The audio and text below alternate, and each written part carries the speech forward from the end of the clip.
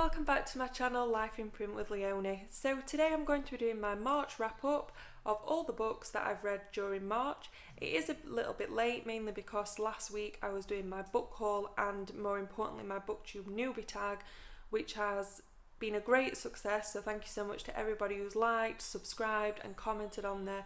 It's been really great to be welcomed to the community in such a fantastic way, and I am really honoured to be here again and coming back with more videos. So I read 17 books in March and I'm just going to get straight into it. So first up is The Secret Keeper by Kate Morton. Now Kate writes books that transcend through different periods of time, and this one is no different.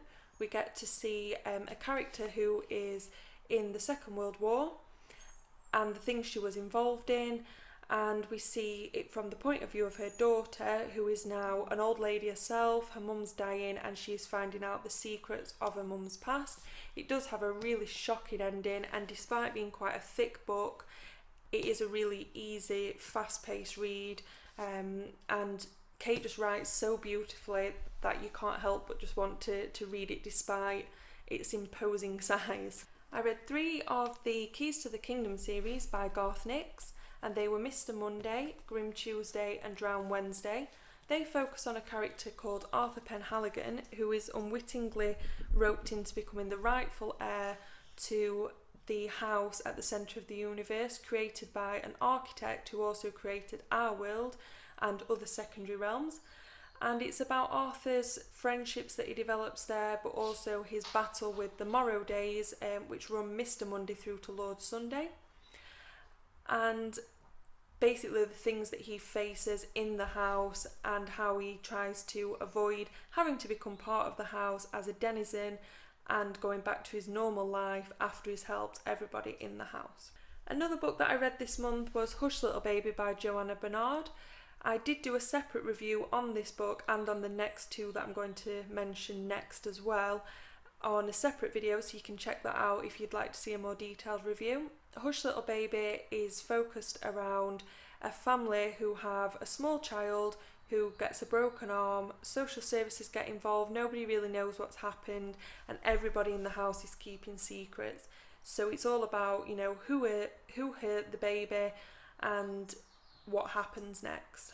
Obsession by Amanda Robson is about a woman who asks her husband the question that should never be asked: if you wasn't with me, who would you want to be with? And he says one of their close friends. So his wife instantly becomes suspicious, and it's all about her suspicions around the other character Jenny and how she thinks she's now trying to steal her husband. It's a lot about mental health as well, but there's also a kind of thriller mystery element to it as well, which is quite entertaining. The one thing I didn't like about this book is that none of the characters at all are likeable, which is quite difficult to go through an entire book without liking anybody in it. How to Be Human by Paula Kokoza. This is a really endearing novel. I gave it a really good review, which you can read on my blog, or again you can watch it on the other video that I did. How to Be Human is about a woman called Mary who develops a friendship with an urban fox. When everybody else is trying to hunt this fox, they want it gone because it's stealing the rubbish, it's sneaking into the house at night, and Mary tries to rescue the fox, but at the same time she's sort of trying to rescue herself as well. The Hitchhiker's Guide to the Galaxy and The Restaurant at the End of the Galaxy by Douglas Adams. I really enjoyed the first one. I found it hilarious. I thought it was a really funny concept, and I went straight out to my library and borrowed the other 4 in the series because there's 5 in total. I found The Restaurant at the End of the Galaxy to be not as great. It wasn't as funny. It was a little bit of a disappointment, so I didn't actually bother reading the other 3. I gave up on the series at that point. The Green Mile by Stephen King. I did have a physical copy of this book, but I gave it to the charity shop a couple of weeks ago, not thinking about the fact I'd be wanting to film this video first. Now, The Green Mile, it's a really famous book by a really famous author, Stephen King. It was made more famous by the fact it became a film starring Tom Hanks. The book is equally, if not more, emotive than the film. It made me cry. It's actually split into, I think from memory, 5 or 6 books. because Stephen King actually did it as a serial in a magazine before it was published as a complete book. So it's quite interesting to read it in that concept as well. If you've seen the film, you know the story, but I would definitely recommend reading the book as well, because as always, the book is just so much better than the film.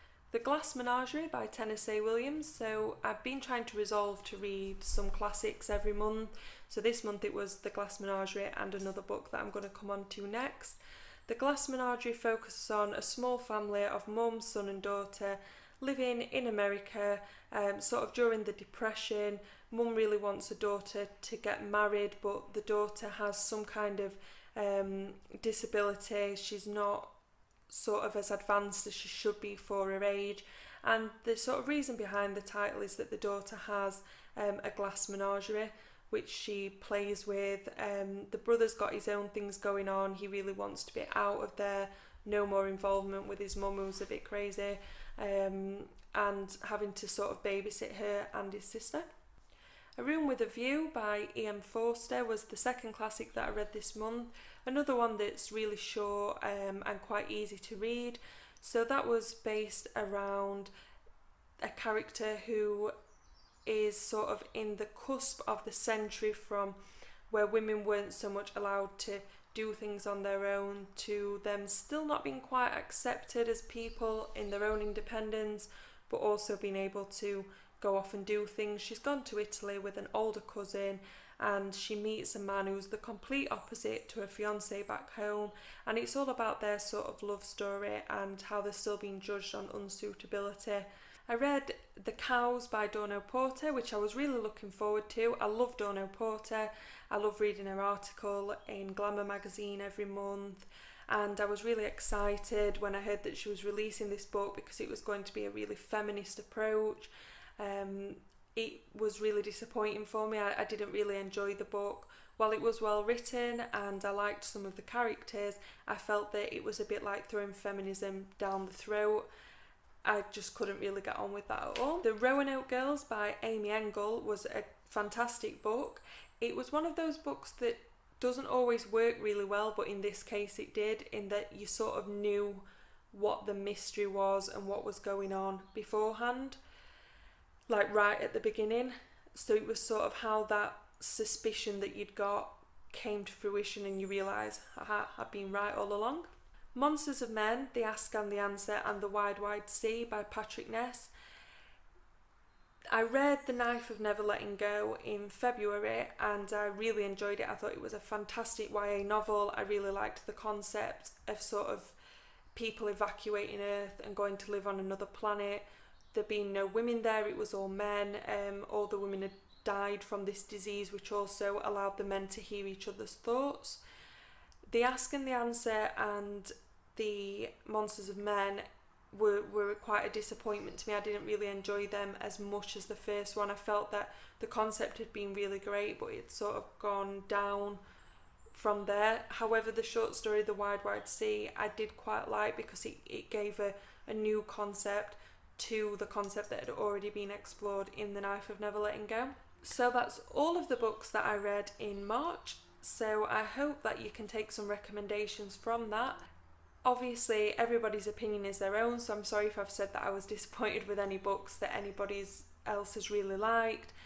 Please feel free to comment and let me know if you've enjoyed any of the books that I've enjoyed or disliked them, or if off the back of what I've recommended you can say, well, this is quite similar to this other book, and recommend that to me. Recommendations are always welcome. So if you have liked my video and you would like to see more, please subscribe or like the video, and if you are another booktuber as well, please introduce yourself. I love to check out other booktubers' channels and get chatting about our favourite books, and I will see you next time.